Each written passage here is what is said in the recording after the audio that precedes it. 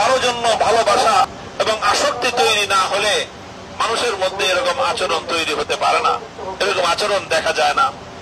এরপরে আবার শোনা গেল যে না, তুমি যাকে মহব্বত করতেছো, ভালোবাসতেছো, তিনি এখন এই ঘরের মধ্যে নাই, এই ঘরে তুমি তাকে পাবো না, তাকে পাওয়ার জন্য মিনা বাজারে যাইতে হবে, তোমরা মিনা বাজারে যাও। বাস সেই ঘর ছেড়ে পাগলের ড্রেস পরে আমরা সব ছুটে আসছি মিনায়, এখানে বসে আছি, সারাদিন বসে থাকবো, সারা রাত বসে থাকবো। 9 তারিখ সকালবেলা কোন এক আগন্তুক এসে ঘোষণা দিবে, তুমি যে রবের প্রেম আর ভালোবাসা পাওয়ার জন্য মিনায় এসে তুমি বসে আসো, এখানে পড়ে আসো, তাকে তো তুমি এখানে পাবা না, তাকে পাওয়ার জন্য তোমাকে জাবাল রহমতে যেতে হবে, তাকে পাওয়ার জন্য জাবাল রহমতের পাদদেশ আরাফার ময়দানে তোমাকে যেতে হবে। এই লক্ষ লক্ষ মানুষ আবার এই অনিশ্চয়ের যাত্রা শুরু হবে তাদের আরাফার ময়দানের দিকে। সারাদিন গিয়ে সেখানে দ্রুত বালুর চর, এক দ্রুত বালুর মরুভূমি, সেই মরুভূমির মধ্যে সে মানুষগুলো বসে থাকবে। কেন? যে এখানে আল্লাহ পাক রব্বুল আলামিনের বিশেষ রহম আজকে হবে, এখানে আসলে আজকে আল্লাহ পাক রব্বুল আলামিনের সঙ্গে সান্নিধ্য পাওয়া যাবে। সন্ধ্যাবেলায় ঘোষণা হবে যে এখন আর তিনি এখানে তোমাকে ধরা দিবেন না, রাতের বেলায় মুজদালিফায় তোমাকে ধরা দিতে পারেন। সেখানে ছুটে আসবে হাজিরা, আবার সব আরাফার ময়দান থেকে মুজদালিফায় ছুটে আসবে। সকাল বেলায় সেই ফজরের সময় একবার তার সান্নিধ্য পাওয়া যেতে পারে, এই আশায় বসে থাকবে। যখন সকাল বেলায় সান্নিধ্য পাবে, ঠিক ওই সময় শয়তান এসে ধোঁকা দিতে চায়, তুমি কার প্রেমে পড়ছো, লাভটাকে আল্লাহর সঙ্গে ভালোবাসা করে। তখন এই আল্লাহর প্রেমিক বান্দা শয়তানের উপর ক্ষিপ্ত হয়ে তাকে কঙ্কর ছোড়ার জন্য মিনার ময়দানে ছুটে আসবে। হজের সম্পূর্ণ বিধানাবলী হলো এমন যে আল্লাহ প্রেমে, আল্লাহর মহব্বত এবং ভালোবাসায় একজন মানুষ চূড়ান্ত পর্যায়ে সে আল্লাহর প্রেমে আসক্ত হয়ে গেছে।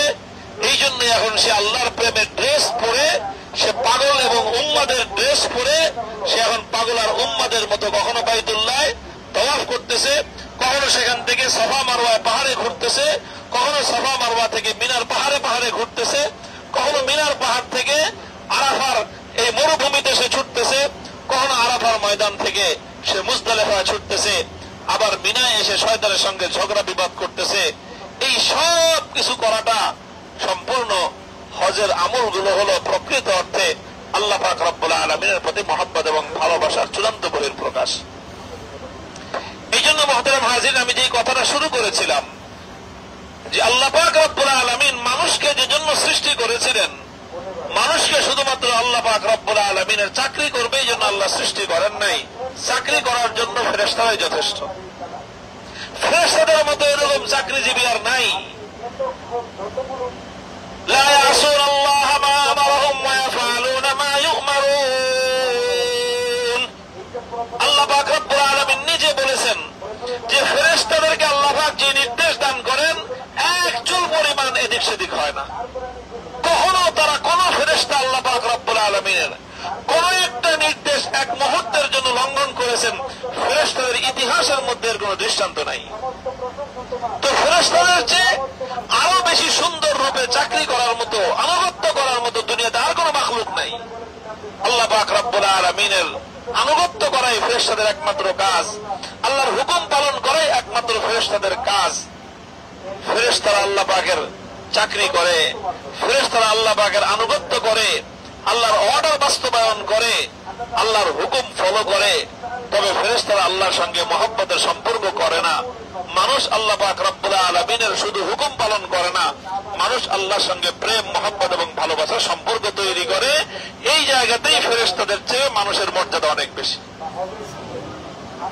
আর এই মানুষের এই যে শ্রেষ্ঠত্বের যে বহিঃপ্রকাশটা, মানুষের শ্রেষ্ঠত্বের যে প্রমাণটা, তার সর্বোচ্চ প্রমাণ এবং তার সর্বোচ্চ বহিঃপ্রকাশ ঘটে হজের মাধ্যমে। নামাজ থেকে শুরু হয়, বরং তারও আগে ঈমান থেকে শুরু হয়।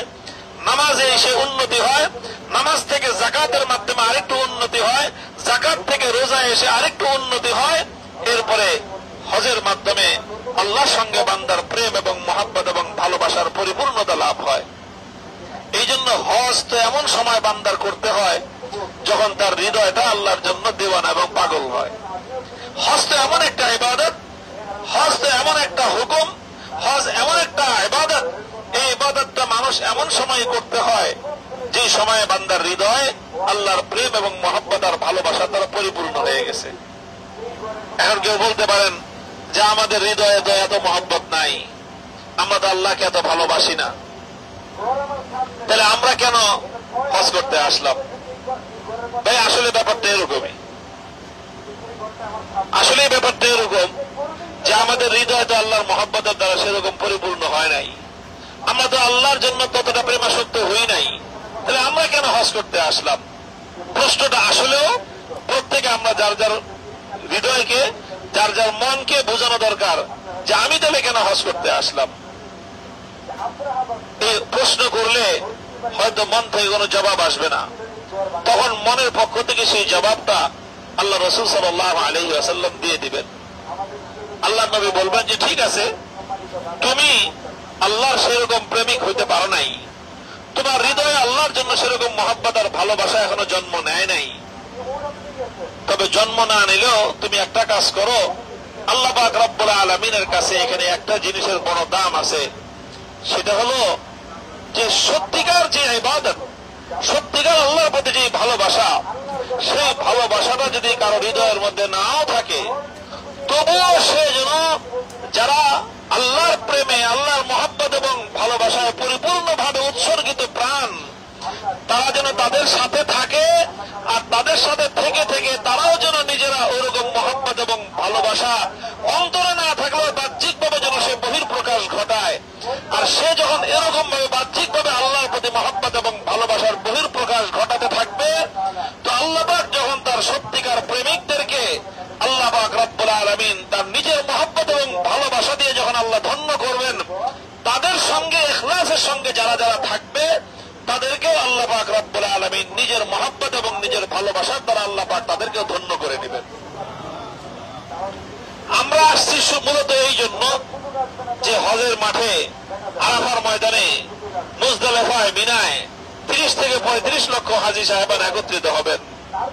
এই হাজী সাহেবানদের মধ্যে সবাই কিন্তু আমার মতো আপনার মতো না, কিছু মানুষ আছে যারা সত্যিকার অর্থে আল্লাহর জন্য সেরকম মহব্বত আর ভালোবাসা নিয়ে আসছে, সেরকম প্রেম নিয়ে আসছে। কিছু মানুষ এখানে আছে, আমাদের কাজটা হলো তারা যেরকম আল্লাহ পাক রব্বুল আলামিনের সঙ্গে যেরকম মহব্বত তাদের হৃদয়ে পোষণ করে, আমাদের হৃদয়টা ওরকম আল্লাহর প্রেমে পাগল না হলেও আমরাও তাদের মতো করে এখানে আমলগুলো করে যাব।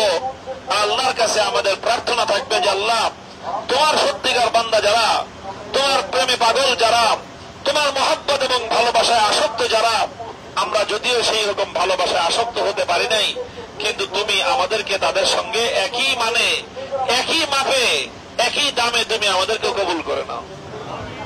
এটা হলো আমাদের কাজ, কারণ এটা আল্লাহ পাক রব্বুল আলামিনের বড় একটা মেহেরবান মাওলা, তো তিনি অনেক বড় মেহেরবান মালিক, তিনি আমাদের আল্লাহ পাক রব্বুল আলামিন যখন কারো অন্তরের মধ্যে আন্তরিকতা দেখেন, ভণ্ডামি থাকে না, যদি কারো অন্তরের মধ্যে যদি ভণ্ডামি না থাকে, আন্তরিকতা থাকে, তো আল্লাহ পাক রব্বুল আলামিন বান্দার অন্তরের আন্তরিকতা, সামান্য আন্তরিকতাকে আল্লাহ এত মূল্য দেন, এত মর্যাদা দেন, এত গুরুত্ব দেন যে আল্লাহ পাক রব্বুল আলামিন পয়সার জিনিস কোটি টাকা দিয়ে কিনে নেন।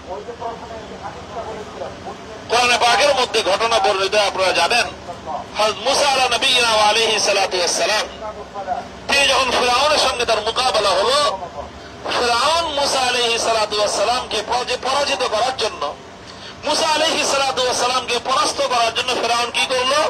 ফারসালা ফিরআউন ফিল মাদাইনি হাশিরিন, ফিরআউন সারা দেশের ঘোষণা দিয়ে যত জাদুকর আছে সমস্ত জাদুকরদেরকে ফিরআউন একত্রিত করেছিল, সমস্ত জাদুকরদেরকে ফিরআউন একত্রিত করেছিল। কেন? যে মুসা নবী তিনি মুজিজা দেখাইছেন, হাতের লাঠি ছেড়ে দিয়েছেন, সাপ হয়ে গেছে, আবার সাপকে মাথায় হাত দিয়েছেন, লাঠি হয়ে গেছে। এখন ফিরআউন চিন্তা করলো যে এই যে অলৌকিক ঘটনা দেখাইলো, এটাকে মোকাবেলা করার জন্য জাদুকরদেরকে সে ভাড়া করলো। তাফসীরের কিতাবগুলোর মধ্যে লেখে 70,000 জাদুকর সে ভাড়া করে আনছিল। সারা দেশের মাজারো বড় ছোট সাইজের যত জাদুকর, সমস্ত জাদুকর সে ভাড়া করে আনছে, মুসা নবীর সঙ্গে সে প্রতিযোগিতা করবে, মোকাবেলা করবে। সবকিছু করছে জাদুকররা। জাদুকরদেরকে ফিরআউন একটা জিনিস করেছিল, সেটা মানুষকে ধোঁকা দেওয়ার জন্য, মানুষকে বিভ্রান্ত করার জন্য ফেরাউন একটা কাজ করলো। সে জাদুকরদেরকে একটা ড্রেস পরাইলো, যেটা জাদুকরদের অরিজিনাল ড্রেস না। মুসা আলাইহিস সালাতু ওয়াস সালাম একটা বিশেষ ধরনের পোশাক পরতেন, আল খাল্লা টাইপের। ফেরাউন করলো যে সমস্ত জাদুকরদেরকে মুসা আলাইহিস সালামের সেই ডিজাইনের, ওনার যে মডেল, ওনার যে লেবাস পোশাকের যে সুরত, ওইরকম ড্রেস পরায় সমস্ত জাদুকরদেরকে মাঠে উপস্থিত করেছে। ফেরাউনের উদ্দেশ্য খারাপ। তার উদ্দেশ্য হলো মানুষকে দেখাবে যে মুসা আর এই জাদুকররা একই রকম, তারা ড্রেস একই রকম, একই রকম জার্সি পরছে, তার মানে একই দলের খেলোয়াড়েরা, এরা সব জাদুকর। মুসা আলাইহিস সালাম তিনি আল্লাহর নবী না, তিনি একজন জাদুকর। এটা দেখানোর জন্য ফেরাউন এই ভণ্ডামিটা করছে যে সমস্ত জাদুকরদের গায়ে সে মুসা আলাইহিস সালামের মতো আল খেল্লা পরায় দিছে। কিন্তু ড্রেসটা যেটাই হোক, যেভাবেই হোক, মুসা নবীর মতো ড্রেস। মুসা নবীকে আল্লাহ পাক রব্বুল আলামিন মহব্বত করেন, আল্লাহ ভালোবাসেন। জাদুকররা মুসা আলাইহিস সালামের সামনে এসে তাদের মনের মধ্যে একটা দাগ কাটলো, যদিও ড্রেস আমাদের মতো, কিন্তু ওই লোকটার চেহারা দেখলে মনে হয় যে সে আমাদের থেকে ভিন্ন কিছু। উনি আমাদের মতো না, আমাদের মতো ভেলকিবাজি করা এই লোকের কাজ না। তখন জাদুকররা করলো কি, মুসা আলাইহিস সালামকে সম্মান দেখাইলো। ফেরাউন আনছিল জাদুকরদেরকে দিয়ে মুসা আলাইহিস সালামকে অপমান করার জন্য। জাদুকররা মুসা আলাইহিস সালামের প্রতি সম্মান প্রদর্শন করলো, যে লোকটা ভালো মানুষ দেখা যায়। যাই হোক, খেলতে আসছি, খেলবো তো ফেরাউনের পক্ষে, কিন্তু বিপক্ষ দলের ক্যাপ্টেনের প্রতি একটু সম্মান দেখানো, খেলোয়াড় হিসেবে তারা সৌজন্যতা দেখাইলো। তারা মুসা আলাইহিস সালামের প্রতি সম্মান প্রদর্শন করে তারা জিজ্ঞাসা করলো যে, হুজুর আপনি আগে আপনার খেলা দেখাইবেন না আমরা আমাদেরটা আগে দেখাবো? ইম্মা আন তুলকি ওয়া ইম্মা আন নাকুনা নাহনুল মুলকিন। হুজুর আপনি আগে করবেন না আমরা আগে করব?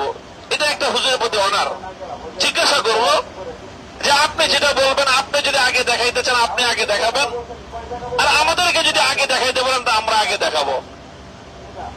ফেরাউনের ভাড়া করা ভাড়াটিয়া জাদুকররা তারা আল্লাহর পয়গম্বরের প্রতি সম্মান দেখাইলো। আল্লাহ পাক রব্বুল আলামিনের কাছে তাদের এই আন্তরিকতাটা আল্লাহর পছন্দ হয়ে গেল।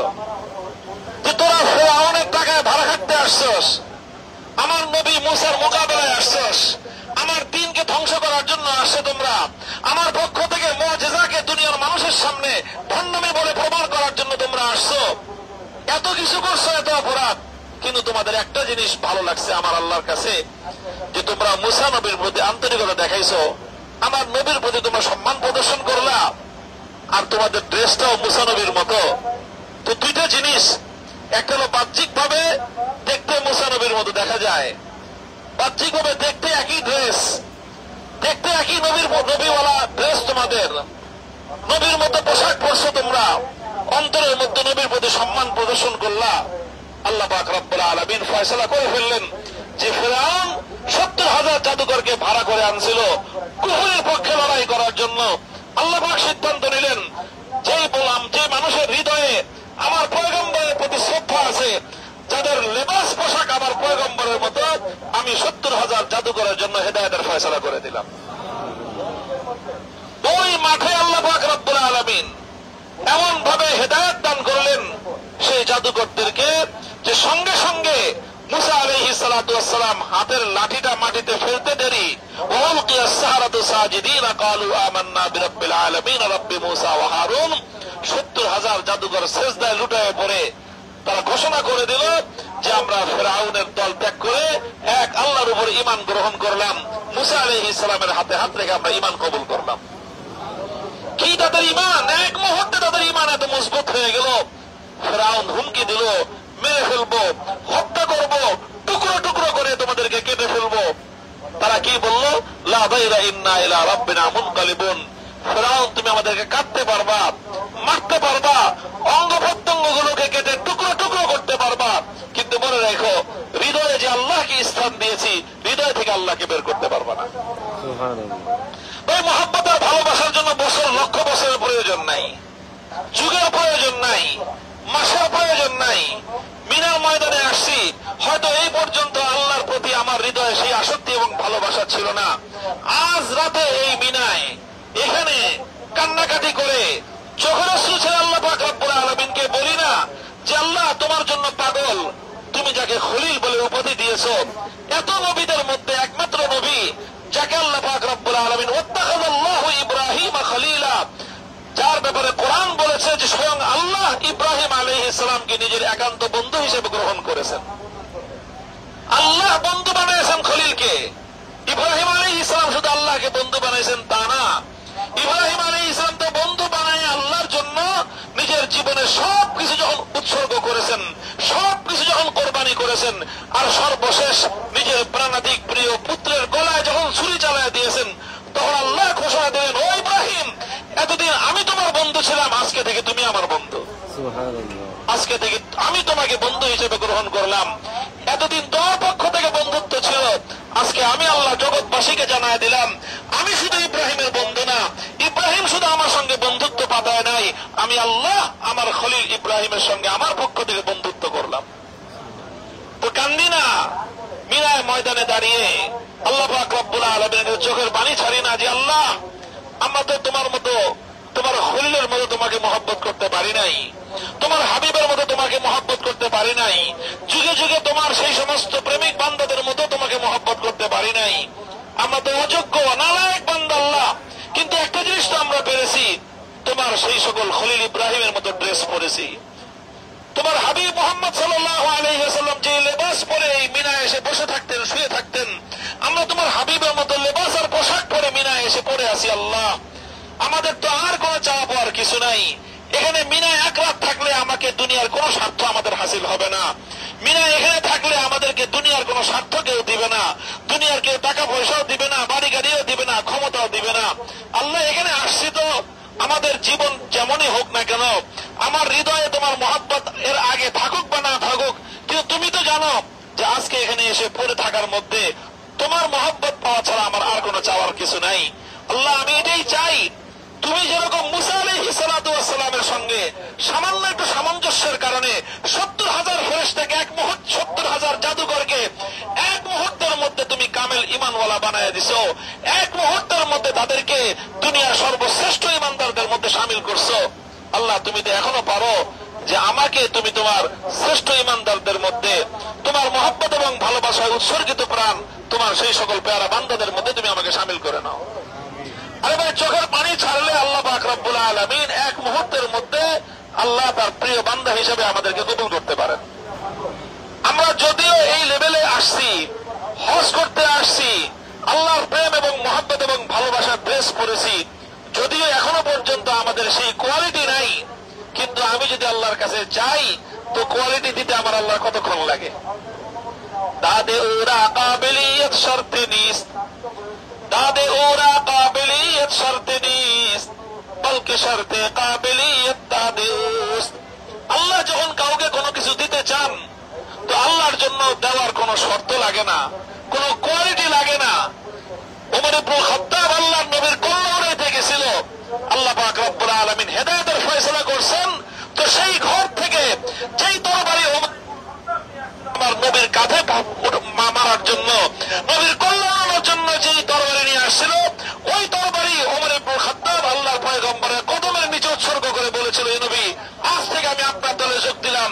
দুনিয়ার কোন কাফের বেঈমানের বাচ্চার যদি শখ থাকে নিজের মাথার উপর কল্লা রাখবে, আসুক আপনার মোকাবেলা করার জন্য, ওমর আপনার পাশে আছে। কয় মিনিট লাগছে? কয় মিনিট লাগছে আল্লাহ পাক রব্বুল আলামিনের হেদায়েত দিতে? আল্লাহ নবীকে খুন করার জন্য যে ওমর আসতেছিল, এক মুহূর্তের মধ্যে সেই ওমর আল্লাহ নবীর জন্য জীবন উৎসর্গ করতে প্রস্তুত হয়ে গেছেন। কখন? যখন আল্লাহ পাক রব্বুল আলামিন কায়া পাল্টায় দিয়েছেন। মুহূর্তের ব্যাপার। এই জন্য মুহতারাম হাজিরিন, আমি আর বেশি লম্বা কোনো কথা বললাম না, একটা কথাই আপনাদের কাছে বলে যাই, শেষ করতেছি কথা। ইনশাআল্লাহ আরো 2 দিন আমরা একসাথে থাকবো, 2-3 দিন আরো কথাবার্তা বলার সুযোগ হবে। আমি একটা কথাই আপনাদের কাছে আরজ করলাম, হজের তাৎপর্যটা বোঝার চেষ্টা করি। হজ কিন্তু সাধারণ ইবাদত না, হজ অন্য 10টা ইবাদতের মতো না। হজের মূল স্পিরিটটাই হলো আল্লাহর মহব্বত এবং ভালোবাসায় হৃদয়কে জাগ্রত করা, অন্তরের মধ্যে আল্লাহর মহব্বত এবং ভালোবাসা লালন করা, আল্লাহকে মহব্বত এবং ভালোবাসতে শেখা, এবং সেটার জন্যই হজের এই আমল আমরা যারা এখনো পর্যন্ত হৃদয়ের মধ্যে আল্লাহর মহব্বত এবং ভালোবাসা পোষণ করতে পারি নাই, আমরা এই মিনার মাঠ থেকে, আরাফার মাঠ থেকে, মুজদালিফার ময়দান থেকে কান্নাকাটি করে হৃদয়টাকে আল্লাহর মহব্বত এবং ভালোবাসা দ্বারা যেন পরিপূর্ণ করে বাড়িতে ফিরতে পারি, এটুক যদি হয়ে যায় তাহলে আমার এবং আপনার হজ ইনশাআল্লাহ মাবরুর এবং মকবুল হয়ে যাবে। আল্লাহ পাক রব্বুল আলামিন আমাদের সকলকে কবুল করেন, তৌফিক দান করেন। মিনায় আজকে আমাদের 5 ওয়াক্ত নামাজ আদায় করা, এটাই হলো আমাদের মিনায় মূল দায়িত্ব এবং মূল কাজ, আজকে জোহর থেকে নিয়ে আগামীকালকে ফজর পর্যন্ত। তবে সামগ্রিক ব্যবস্থাপনার কারণে বিষয়টা এরকম যে আমরা যেরকম আজ ফজরের নামাজ এখানে এসে পড়লাম, ফজরের নামাজ আমাদের নেশাবের মধ্যে, আমাদের যে কোর্সের মধ্যে ছিল না, আমাদের কোর্সে আগামীকালকের ফজরটা ছিল, কিন্তু দেখা যাবে হয়তো ব্যবস্থাপনার কারণে আগামীকালকের ফজর হয়তো আমরা এখানে অনেকে নাও পড়তে পারি। দেখা যাবে আগেই আমাদেরকে বাসে করে এই আরাফার দিকে নিয়ে যাওয়ার যদি সুযোগ তৈরি হয় সেটাও করা লাগতে পারে, আবার ফজরের নামাজ পড়ার সুযোগও হতে পারে। এই জন্য আগামীকাল ফজরের নামাজ একটু আগে আগে পড়ে আরাফায় যাওয়ার জন্য প্রস্তুত থাকতে হবে, যদি যাওয়া হয় ওইভাবে। মূল হুকুম হলো মিনার মাঠে 5 ওয়াক্ত নামাজ পড়া হলো সুন্নত। 8 তারিখ জোহর থেকে নিয়ে 9 তারিখ ফজর পর্যন্ত, আর 9 তারিখ ফজর থেকে তাকবীরে তাশরীকের যে আমল আগামীকাল সকাল থেকে শুরু হবে, সেই আমল ইনশাআল্লাহ আমরা করতে থাকবো।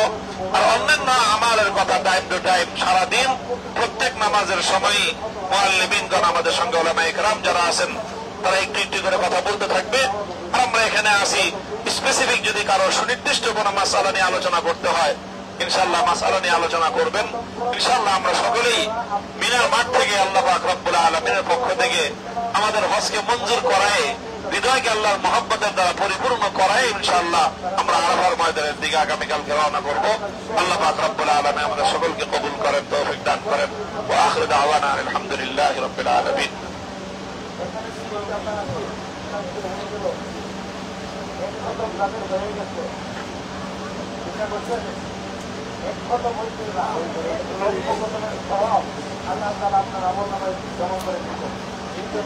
আসসালামু আলাইকুম ওয়া রাহমাতুল্লাহি ওয়া বারাকাতুহু।